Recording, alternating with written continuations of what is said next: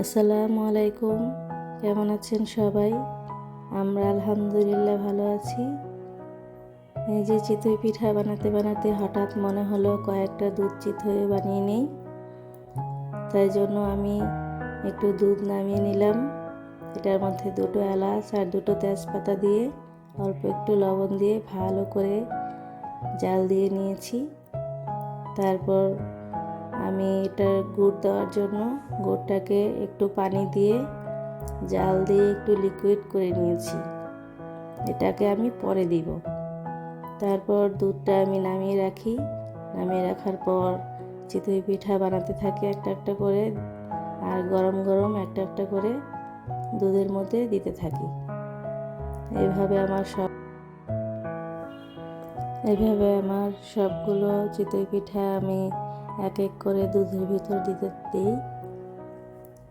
খুব বেশি চিতই পিঠা আমি দিইনি, অল্প কয়েকটাই দিয়েছি।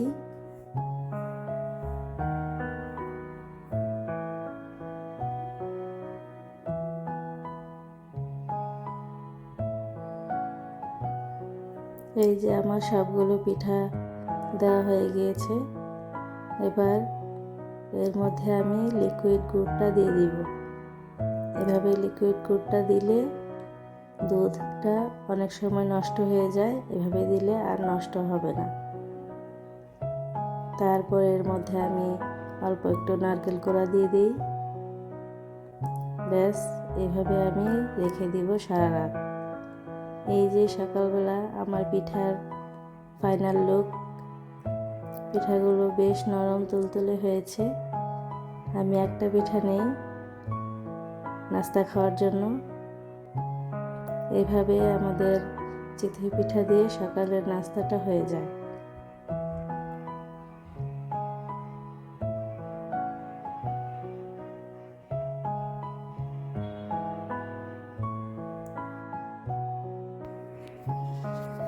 যে দুপুরে রান্না করতে চলে আসি।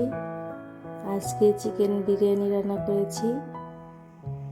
চিকেন বিরিয়ানি রান্নার রেসিপিটা আপনাদেরকে আর দেখালাম না, সবাই কম বেশি পারেন। তো আমার বিরিয়ানি রান্নাটা হয়ে গিয়েছে। এই যে মিনালকে খেতে দিয়েছি। মাশাআল্লাহ, আমার মিনাল বিরিয়ানি অনেক পছন্দ করে। তার রিয়াকশন দেখলেই আপনারা বুঝতে পারবেন। আমার এই পর্যন্ত যারা ভিডিওটি দেখেছেন তাদেরকে অসংখ্য ধন্যবাদ। এভাবে আমাদের পাশে থাকবেন। জীবনের প্রথম দুধ চিতই পিঠা বানিয়েছি। ভুল ত্রুটি হলে ক্ষমা সুন্দর দৃষ্টিতে দেখবেন। সবাই অনেক ভালো থাকবেন। আল্লাহ হাফেজ।